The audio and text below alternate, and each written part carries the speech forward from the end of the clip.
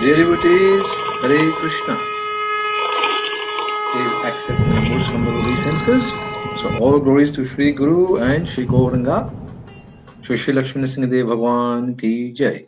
So we welcome you all to day 5 of Sri Nrsimha Katha, and we will be reading from Srimad Bhagavatam, 7th canto, chapter 6, entitled Prahlāda Mahārāja Instructs his Demoniac Schoolmates. So before starting with the Katha, we are going to go for Mangalacharan. So please join us. Om Ajnanatirmirandhasya Jnananjana Shalakaya Chakshurunmilitam Yena Tasmai Shri Gurave Namaha. Nama Om Vishnu Padaya Krishna Pristhaya Bhutale Srimate Bhakti Vedanta Swami iti namine. Namaste Saraswate Deve Gauravani Pracharine Nirvishesha Shunyavadi Paschatya Deshatarine. Jai Shri Krishna Chaitanya Prabhu Nityananda Shri Advaita Gadadhara Shrivasadi Gaur Bhakta Vrinda. Hare Krishna Krishna Krishna Hare Hare, Hare Rama Rama Rama Hare Hare. Narayanam Namaskritya Naram Chevam Narottamam Devim Saraswatim Vyasam Tato Jayamudhirayet. Nishtaprayeshu Bhatreshu Nityam Bhagavata Sevaya Bhagavate Uttam Shlokir Bhaktir Bhavati Naishtiki. So, dear devotees, after Mangalacharan, so we're going to start reading. And in brief, we are, like yesterday, we stopped at the place where Prahlāda Mahārāja was instructing to he started the instruction to his classmates when his teacher, Kṛṣṇa and Amar, left for their household affairs. So he was free in the free time. Now all his friends just surrounded him and asked him, let's go and play. But Prahlāda Mahārāja had some important instructions for them. He wasn't against them going to play, but he had something more important to teach them. So we're going to see today what Prahlāda Mahārāja is going to instruct to his demoniac schoolmates. So this chapter describes Prahlāda Mahārāja's instruction to his class friends.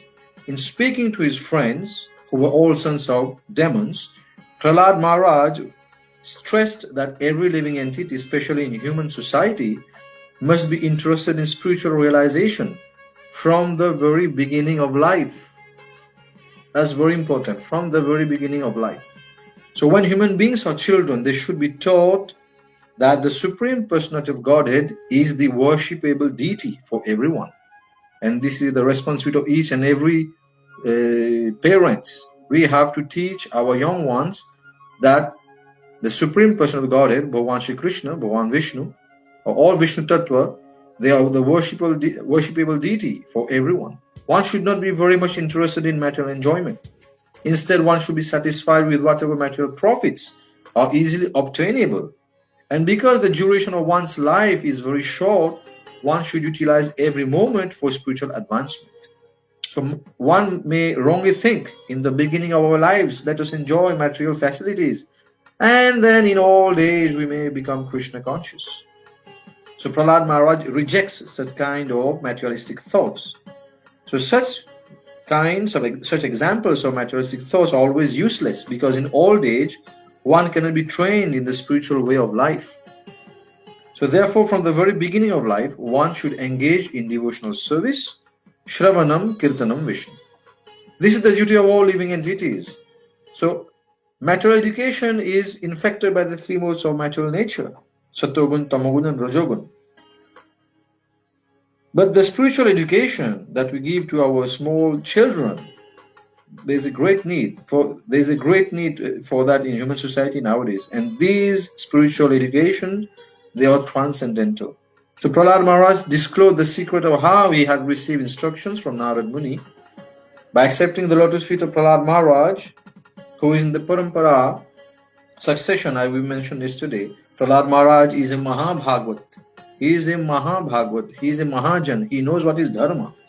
So we have to accept the instructions given by Prahlāda Mahārāja.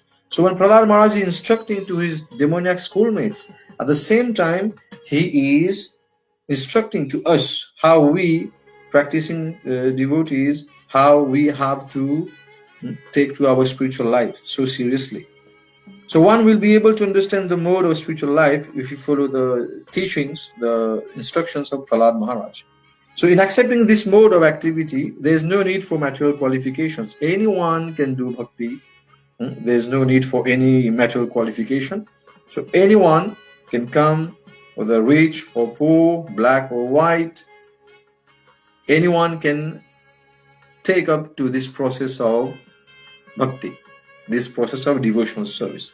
Then after that, Prahlāda Mahārāja, class friends, after listening to Prahlāda Mahārāja, they're going to inquire from him how he had become, from where he had got all this knowledge. So in this way, we are going to end this chapter. So we'll start, dear devotees, by reading from the first. It's a very small chapter. We have only 30 verses. So we are going to go quite fast. We start reading. First text. Shri Prahlāda Uvacha Kaumār Ācharet Pragyo Dharman Bhagavatan Iha Durlabham Manusham Janma Tadapya Adhruvam Arthadham. Translation. Prahlāda Mahārāja said, one who is sufficiently intelligent should use the human form of body from the very beginning of life. In other words, from the tender age of childhood, to practice the activities of devotional service, giving up all other engagements. So it's a very, very important instruction given by Prahlāda Mahārāja. So that's why we are begging to all parents, please engage your small children in bhakti. Let them learn bhakti. Let them practice when they are young, because this is the age. Otherwise, when they reach the age of adolescence, they start getting polluted, we should say, with all the materialistic education that they're getting and materialistic association. Then it becomes really very difficult to give them spiritual knowledge. So since childhood, since the beginning of their life, they should be given these kind of trainings. So the human body is most rarely achieved, and although temporary like other bodies, it is meaningful because in human life one can perform devotional service. Only with this human body can we perform devotional service. Can we do bhakti? Can we chant the holy names? Can we do all the 9 processes of devotional service? So even a slight amount of sincere devotional service can give one complete perfection. We can just take to one process. For example, if we just take to kīrtanaṁ, we just do japa and we śravaṇaṁ, kirtan, smaran, viṣṇoḥ. We just stick to 1 or 2 or 3 principles. That's enough. We don't have to go for more processes. So it is so easy and so sublime when you do that. As mentioned in Bhagavad Gita. So these are very important instructions given by Prahlāda Mahārāja. He is teaching to his friends. We go to the next verse. Yathahi purushasyeha viṣṇoḥ pādo pasarpanam yadesha sarva bhutanam priya atmeshwaraha suhre. Translation. The human form of life affords one a chance to return home, back to Godhead. It is only with this human body can you go back home, back to Godhead. Therefore, every living entity, especially in the human form of life, must engage in devotional service, must engage in bhakti to the lotus feet of Lord Viṣṇu. This devotional service is natural because Lord Viṣṇu, the Supreme Personality of Godhead, is the most beloved, the master of the soul, and the well-wisher of all other living beings. So Bhagavan Viṣṇu, Bhagavan Shri Kṛṣṇa, Bhagavan Ram, Bhagavan Nrsimha, they are all there, the same personality doing different leelas, different pastimes. But Bhagavan is always there as our well-wisher. A very key word we have here is Suhrit, means the best well-wisher and friend. So this is the guarantee that Bhagavan himself has given us, and here Prahlāda Mahārāja also is giving us the same teachings. So Bhagavan and Bhakta. So when we're doing Nrsimha Dev Katha, it doesn't mean that we are going to talk only about Nrsimha Dev Bhagavan. No, we have to talk about the pure devotees of Bhagavan Nrsimha Dev. So here one pure devotee of Bhagavan Nrsimha Dev is Prahlāda Mahārāja. And we're learning from Srila Prahlāda Mahārāja ki Jai. So text number 3. Sukham endriyakam detya deha yogena dehinam sarvatra labhyate devad yatha dukham ayatnatah. Translation.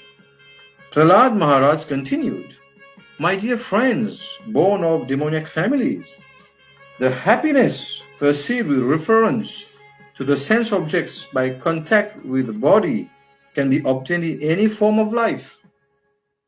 The same thing Srila Prabhupada tells us so many times, that if we think of eating, sleeping, mating and defending, these 4 activities are found in any species,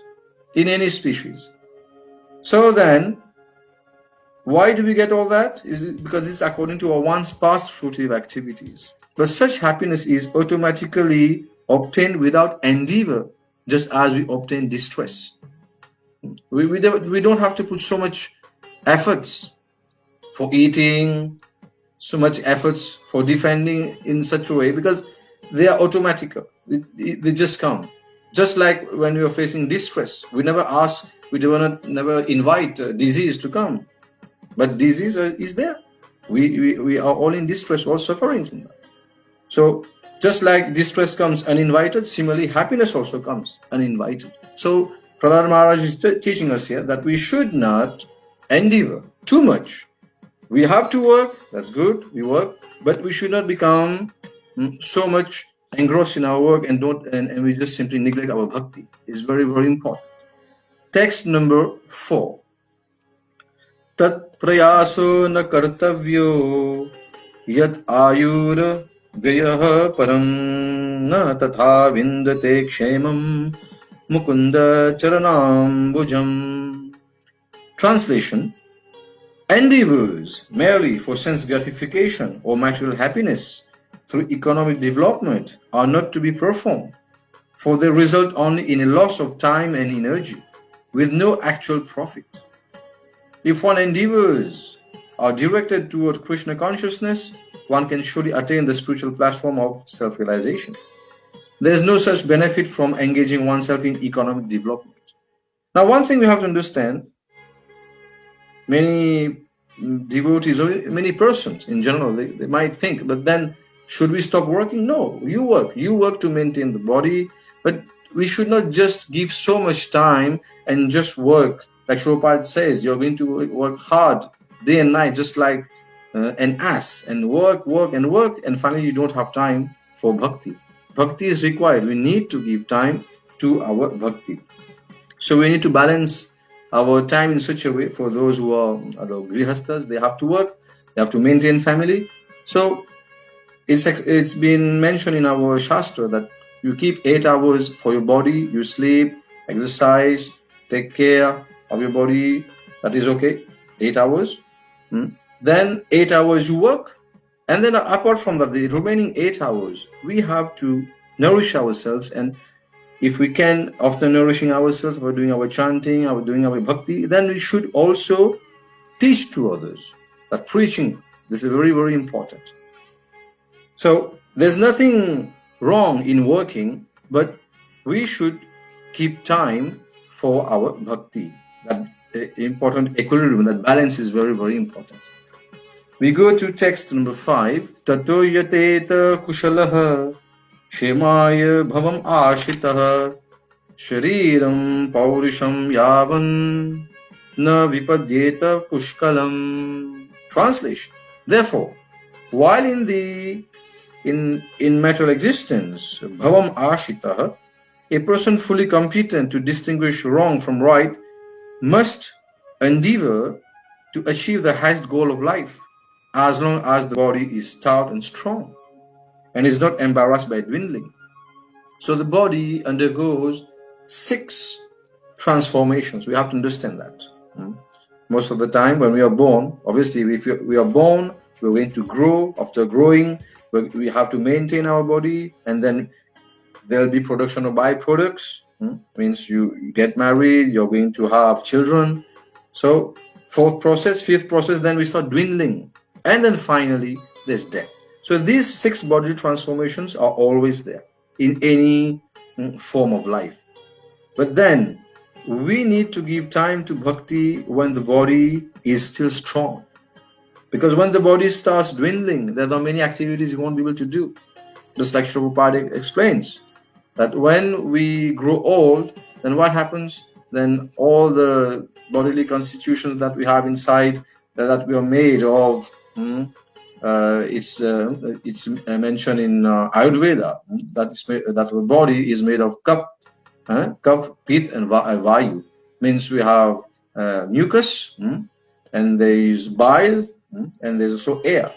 But everything, when we grow old, they start getting in a bit disbalanced. And then what happens? This is how now the body starts deteriorating, and we start having all kinds of diseases, all kinds of ailments in the body. So when the body is still strong, we should start our bhakti. And as Prahlāda Mahārāja is advising to his friends, that bhakti should be started when we're still very young, at an early age, in childhood. We move to the next text 6. Pumso varshashatam hyayus tadardham chajitatmanah nishphalam yad ashoratriam shetendham prapitastamah. Translation: every human being has a maximum duration of life of 100 years. So this is explaining, this is for Kali Yuga. In Kali Yuga, we are going to live for maximum 100 years, not more than that. But for one who cannot control his senses, half of those years are completely lost, because at night he sleeps 12 hours, being covered by ignorance. We always ask someone, what's your age? If that person tells us, I'm 20 years old, then actually what amount of time has he spent in life? Working or learning something is only half, only 10 years. The remaining 10 years, we should say that the young person has just slept, because we know young people, they sleep more than 10-12 hours daily. So this is what Prahlāda Mahārāja is explaining here. Being covered by ignorance, we sleep for 12 hours. Now therefore such a person has a lifetime of only 50 years.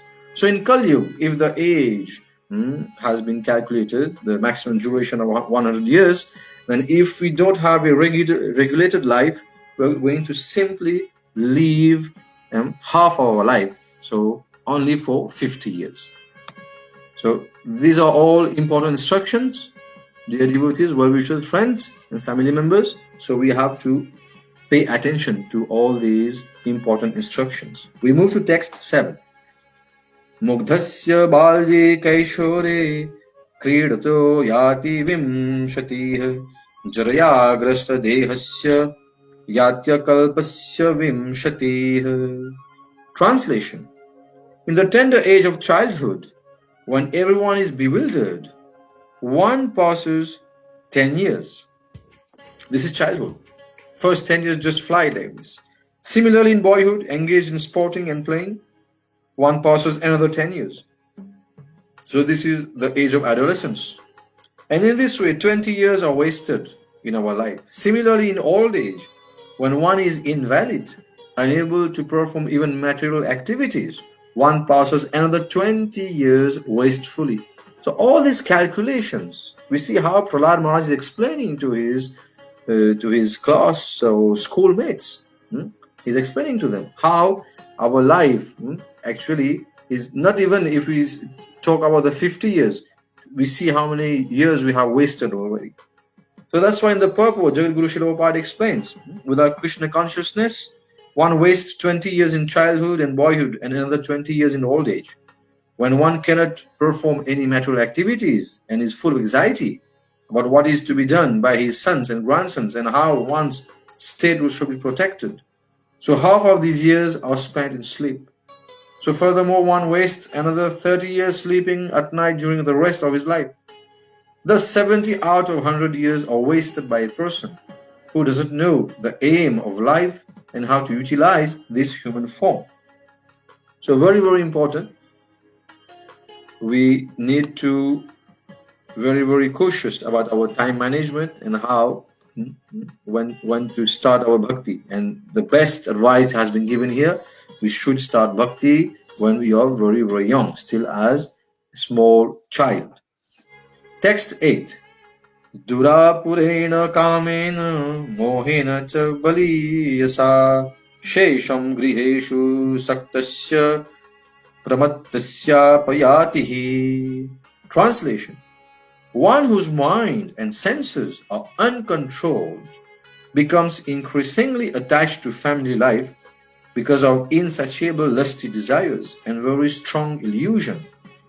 In such a madman's life, the remaining years are also wasted because even during those years, he cannot engage himself in devotional service. So this is a very important point. We have at times we don't even think about these things. But here we see how Prahlāda Mahārāja is giving us so many practical situations that we all face. Text number 9.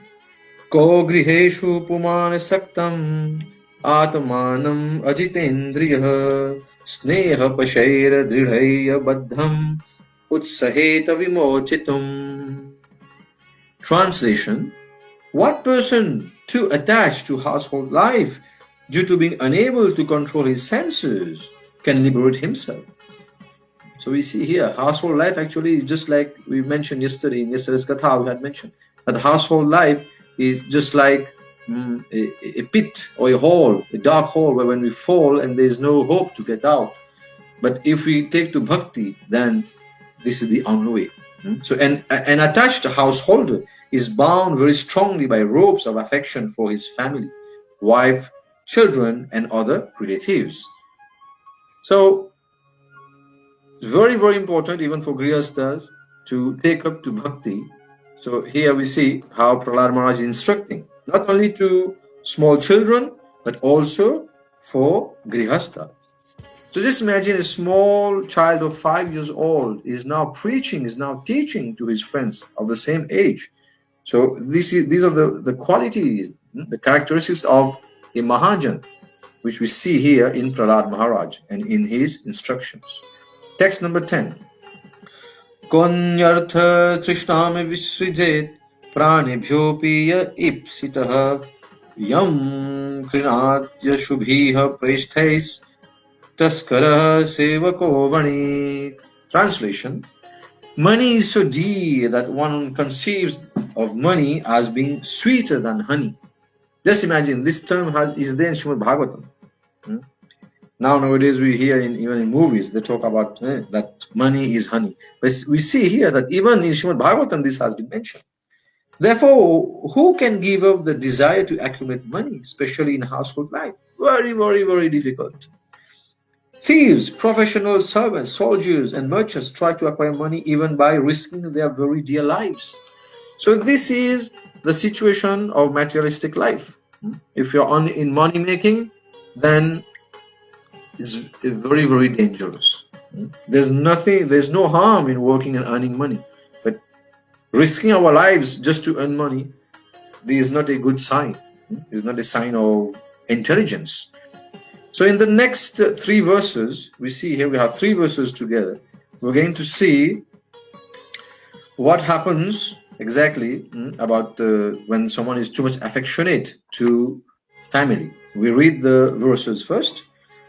Katham priyaya anukampitaya sangam rahasyam ruchiramscha mantran suhitsu tatsneha sitah shishunam kalaksharaṇaṁ anurakta chittah putran smaram sata duhitrer hridaya bhratrin susriva pitaro chadino grihan manogyuru parichadamscha vrittischa kulyah pashubhritya vargan tyajeta koshaskrid ive hamanah कर्माणि लोभाद् अवितृप्त कामः Aupasthya Jevyam Bahumanyamanaha Katham Vidajeta Durantamoha.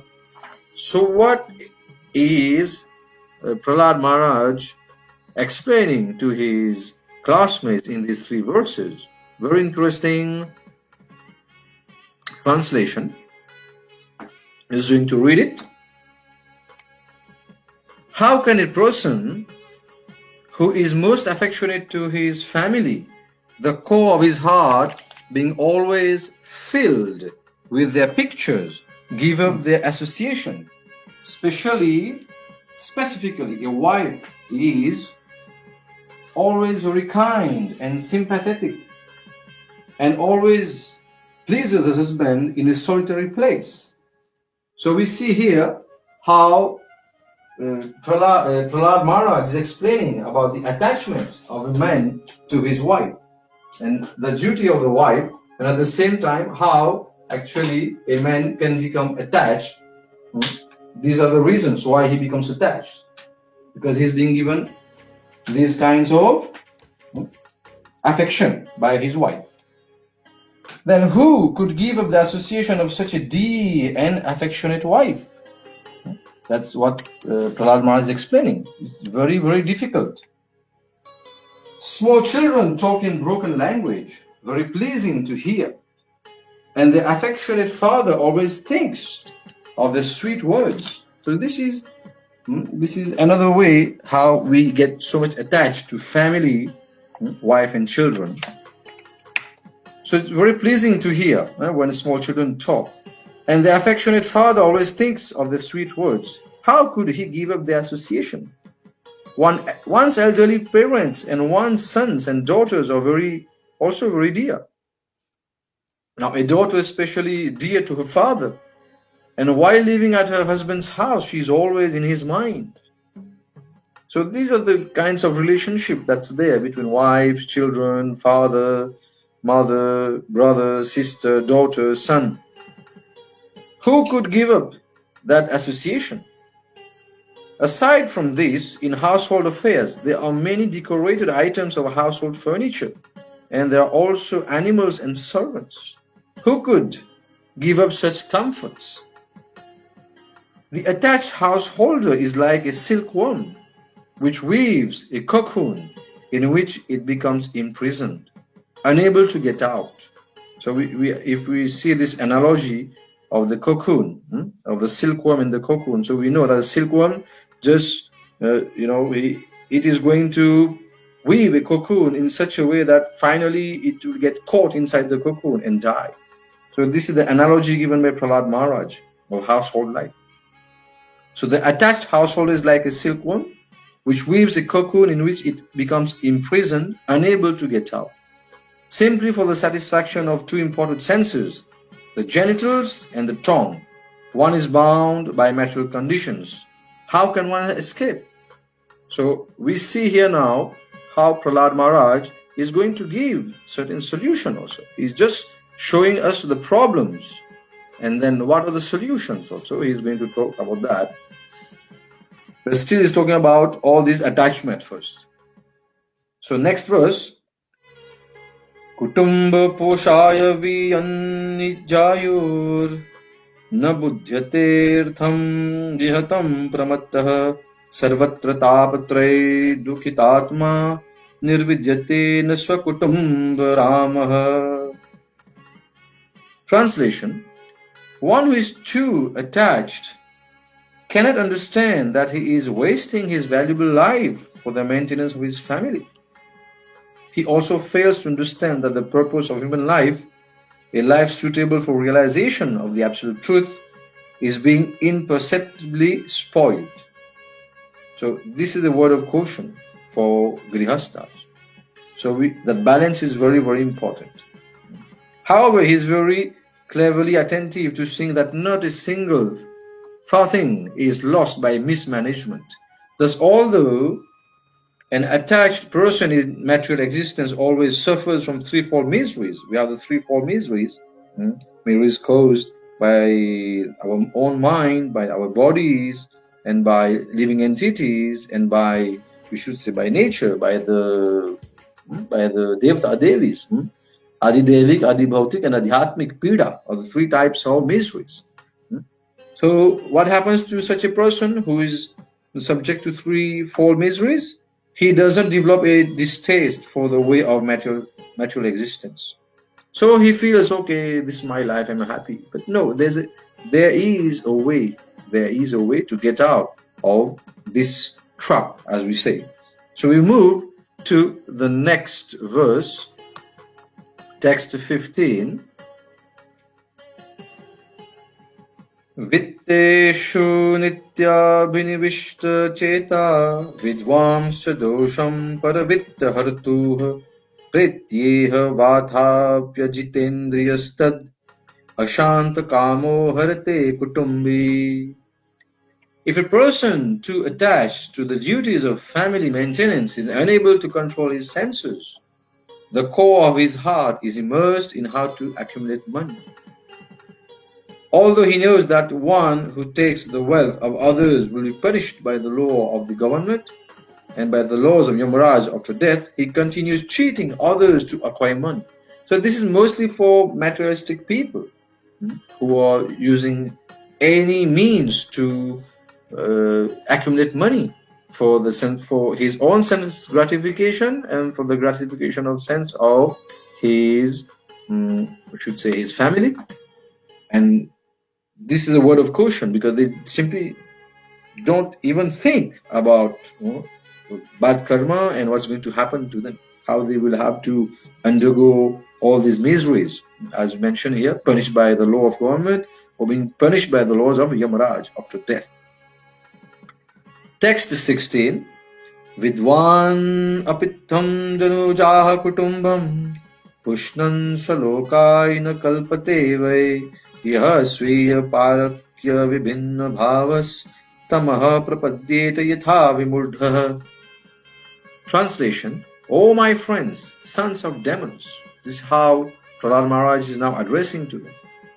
In this material world, even those who are apparently advanced in education have the propensity to consider this is mine and that is for others. Thus, they are always engaged in providing the necessities of life to their families in a limited conception of family life, just like uneducated cats and dogs. They are unable to take to spiritual knowledge. Instead, they are bewildered and overcome by ignorance. So this is the situation for those who are not giving time to bhakti.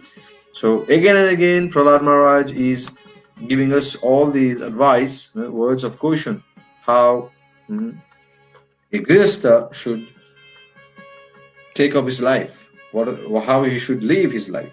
So we continue to the next two verses now, the texts 17 and 18.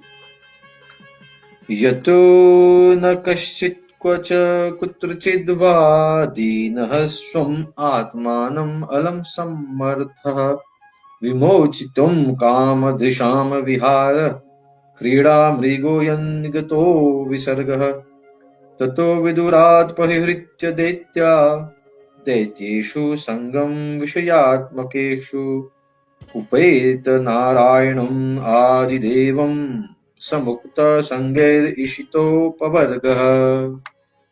Translation. You see the translation, what Prahlāda Mahārāja means here. My dear friends, O sons of the demons, it is certain that no one bereft of knowledge of the Supreme Personality of Godhead has been able to liberate himself from material bondage at any time or in any country. Very, very important. Whatever Prahlāda Mahārāja is telling to his friends here, we have to understand this. If someone doesn't have any knowledge of Bhagavan, he is never going to attain Bhagavan. So it is very important that we have to acquire this knowledge. So it is certain, read the first line again. It is certain that no one bereft of knowledge of the Supreme Personal Godhead has been able to liberate himself. So if we don't have Gyan, we won't be able to liberate ourselves from material bondage at any time or in any country. It's impossible. Impossible. Rather, those bereft of knowledge of the Lord are bound by the material laws. They are factually addicted to sense gratification, and their target is woman. So we can just see this. This is how the world is ongoing nowadays. Indeed, they are actually playthings in the hands of attractive women. Victimized by such a conception of life, they become surrounded by children, grandchildren, and great-grandchildren, and thus they are shackled to material bondage. Those who are very much addicted to this conception of life are called demons. So this is the definition of a demon here also Prahlāda Mahārāja is giving. Only those who are giving time to materialistic way of life.